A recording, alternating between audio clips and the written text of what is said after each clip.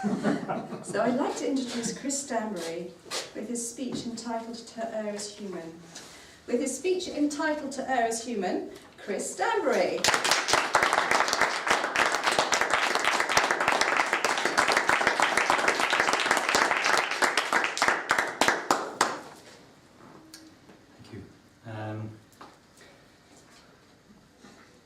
Madam President, fellow Toastmasters, honoured guests, mistakes. We all make mistakes. The important thing is to learn from them. History shows us that. And talking of history, Fiona and I went to the Chalk Valley History Festival recently. Over the 6 days of the festival, there were almost 100 presentations on topics such as various wartime adventures, the euro, a major mistake in my view, the fall of the Roman Empire, the Vikings, and luck. Of course, Fiona and I were interested in the subjects, but also, thanks to you, the speakers and their techniques.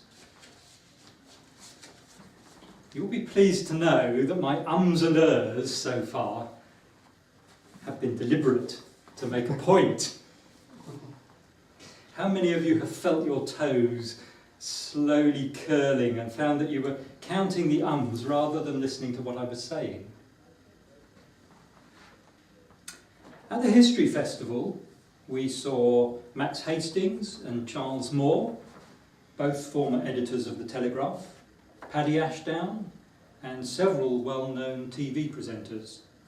We wanted to see Boris Johnson and Ian Hislop, but sadly they were both sold out very early on.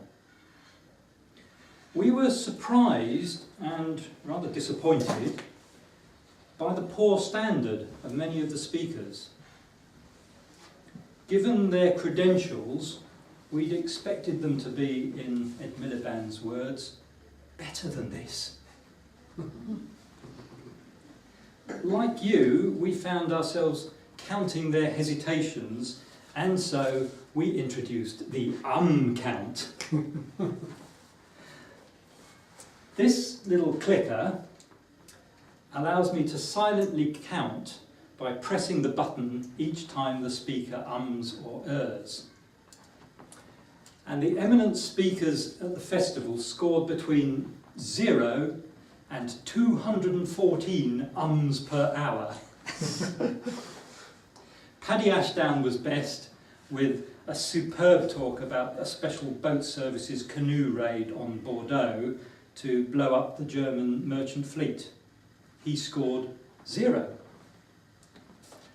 Charles Moore was one of the worst at 187 with his talk on Maggie Thatcher. Rather surprising considering that he must have given hundreds of presentations during his time at the Telegraph.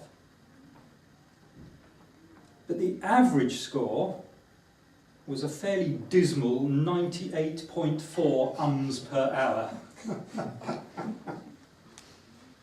When we and we dilute our message. We distract and possibly annoy the listener. So why do we do it?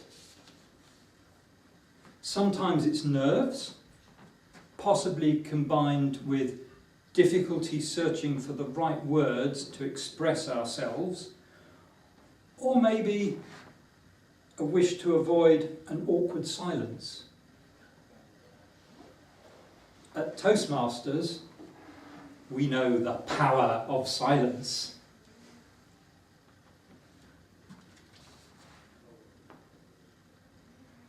Let me tell you about a subject I understand, and so does Linda. I'm going to give you a very brief insight into search engine optimization.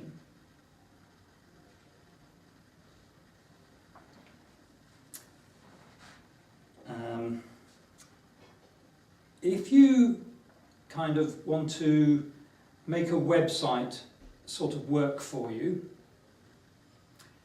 you'll kind of need to understand meta tags.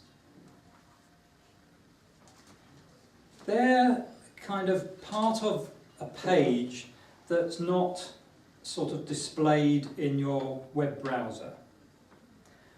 But if you look at the HTML code, you'll kind of see that sort of one of the tags is called the title tag.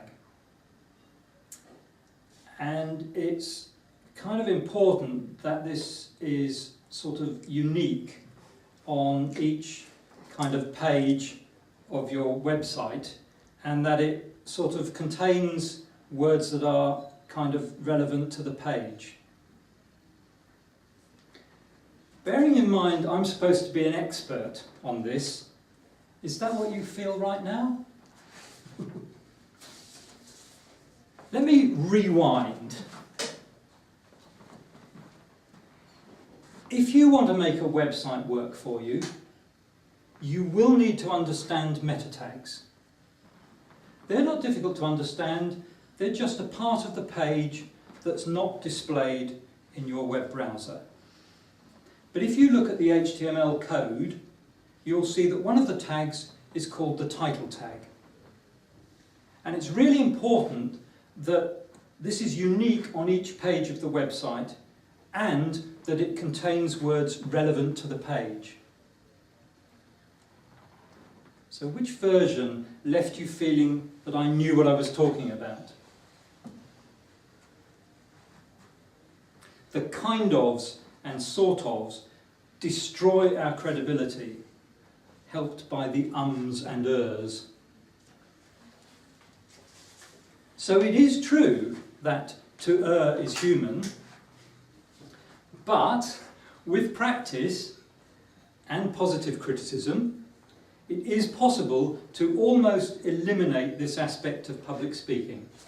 Thank you.